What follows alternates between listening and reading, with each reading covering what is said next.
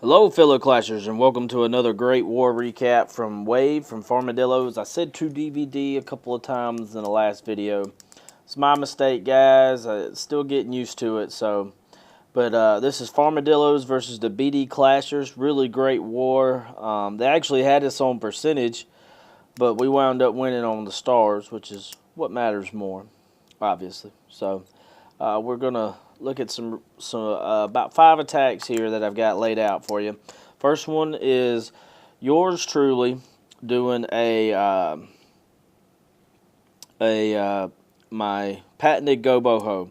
I'm going to show you guys a couple of things. When I'm laying out these attacks, I want to show you what I'm looking for. So I look at this base, and I say, oh, you know, that's a nice looking base. Archer Queen's here, so maybe I could go in up top, right? Go in up here. Well, I see that it's got a lot of nooks and crannies, and this elixir storage could cause trouble. Plus, you've also got these other defenses around that kind of worry me about being able to properly funnel. Now, if I could, I'd drop maybe like a golem, like in between these two, and maybe like around this elixir storage, and then I could funnel there. But that would take almost all of my wizards to create a wide enough funnel here to get into this base. Plus this wizard tower is here, and the mortar. And so I just worry about my skeleton troops getting in. So then I look for other avenues to attack this base. And so what I see now is I see this long stretch with weak buildings, with weak trash. So they're sandwiched in between these high hit point buildings. But, I mean, if I can take all of this out here, that's a wide enough funnel that I know my bowlers and my kill squad will go in. So that's what I'm looking for. Now, with up top, do have wizard towers, do have mortars. Those are big problems when it comes to wall breakers. So, like I've said before, what I'm looking at is trying to make sure that I give myself a path for my wizards to funnel. Plus, I'm looking at space for my wall breakers to break through. So, this wizard tower is going to lock onto this golem. This wizard tower will probably lock onto that golem too. I don't exactly remember. I think it does. And then that mortar as well. So then I'm not having to worry about splash damage with my wall breakers, because that's important. If you got a splash damage tower there, it could do a lot of damage and take out you could drop all 5 wall breakers and it could take out all 5 wall breakers. So that's a big thing to be worried about. So watch this attack unfold. And actually a Tesla pops, which is okay at this point. That's not that big of a deal. And I use actually all 10 of my wizards. But you see, that's a nice wide funnel at this point. Okay, that's wide enough to get your troops in the base. Another thing I've noticed with a lot of people, and this is a mistake that a lot of guys make, I've made this mistake before myself, is you've got this first level of stuff here that you're trying to get in there to take out. Well, you need to make sure that stuff is there when you drop your kill squad. Because if you let your wizards get in here and take out this cannon, this mortar, this wizard tower, that archer tower, and that Tesla, and you drop your kill squad, there's a good chance that they're going to go out here for this stuff. So you actually have to, you want to leave that first layer inside of the walls for your kill squad to get in there. And so watch my golems and everything. See, I make sure that that level is in there.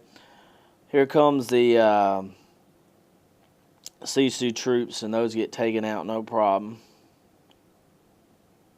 And this applies to all funneling. This is not just the standard Goboho deal. But I run my hogs in here. Giant bomb goes off, but with the bomb nerf, that's not that big of a deal at this point. So as you can see, I'm running around, tearing stuff up. I'm trying to hold off on my heal as long as possible, because I don't want to get to the end and not have my heal available. I think actually, there you go, my queen pop durability. So here come my hogs, and one bomb goes off. I could have swagged that heal, but I decided to use it anyways just to be on the safe side. And at this point, this attack is over. I'm just trying to give you guys a little bit of info on what I'm thinking when I'm thinking about funneling, because a guy that I used to have a lot of his attacks in my video, his name was Potty Meat. He was really good at funneling, and he used to always give me a hard time because I hated funneling because I always struggled with it. And I figured out a pretty foolproof plan. Now, it doesn't always work. This is actually my cleanup, my second attack. My first attack, a couple of my bowlers walked, which messed up a lot of my attacks. So, but this was a really close war here, and KC, this was actually the game-winning attack. This is the game-winning shot right here. It was tied 69-69. They had us on percentage, and so KC comes through in the clutch. He does a HGHVB, which is Hogs, Giants, Healers, Valks, and Bowlers. So a lot of everything. And this could have gone really poorly because those Giants decided to walk outside of the base.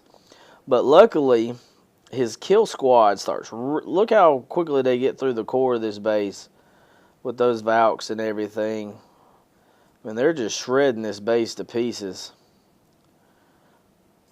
Now here come his hogs, sprinkling in the hogs. Drops a rage down. Tesla pops there. I don't remember exactly where he drops his heal. But he's got a ton of giants still running around, believe it or not. And he still has a heal left. So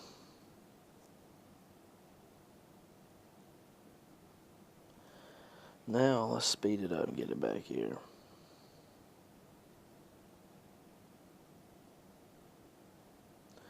I don't know why those giants decided to walk in, tried to fight into that part. But here come the rest of his giants. And as you can see, I mean, it was just cleanup after that. Lots of troops left. Lots of healers and guys, heroes and bowlers and giants. A really well done attack, KC, especially for the win. Next one we're going to look at is Connor here. Connor does a Hova. No, this is a Bova. This is a Go-Bova attack. This is Golems, Valks, and Bowlers. So one of my criticisms that I have a lot of time with guys that funnel is he's got 13 wizards, and he drops them all at one time. You don't need that many wizards to funnel this base.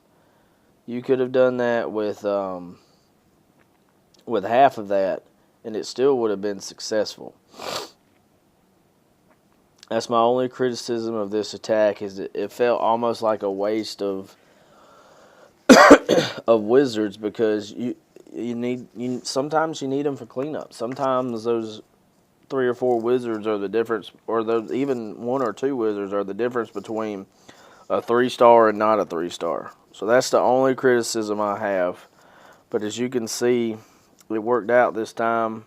He's got his redheads running around the edge there. They're about to break back in.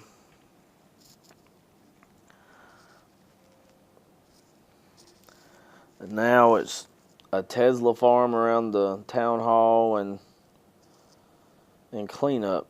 His Barb King is there. Archer Queen. Here comes the Golem. Bowlers are doing some work. Now it's, like I said, it's just cleanup. Giant Bomb goes off, takes out one of his wizards, but that's okay. Now it's just gold storage in the town hall. So well done there, Connor. Great attack. Really enjoyed it. And that's all she wrote. So the next one we're going to look at is number 13. And this was one of Tony the Terrible's mirrors. It's a small mirror, one of his really new ones, and he jumps up and hits a Dragaloon, so that's very impressive. I'm going to speed it up a little bit. This is a pretty spread out base, which can complicate matters when it comes to funneling your dragons and everything. He's working on that right now. He's got that rage in the bag. Look at all this. The one good thing is that's a lot of the high hit point stuff, so that's not a problem. Wonder what he's got in his clan castle. Does he swag his clan castle? Nope. Balloons on the backside. So there you go. That's a new one. So all of the air stuff is done now. Now it's just all clean up. He's got 2 balloons and 4 dragons. I'm going to speed it up a little bit. And that's all she wrote. That was really impressive, Tony. Very well done there. Nice funneling, and I see a lot of the guys now in our clan doing the backside balloons on the coming in from the backside, which I think is pretty cool. Instead of having them funnel in with the dragons, you drop them in on the backside with a haste and get them in that base. So the next one we're going to look at is, the last one is Vic, and Vic is hitting a Town Hall 6. And Vic does, I guess a mass wizard attack. He's got 27 wizards. I'm going to speed it up through this.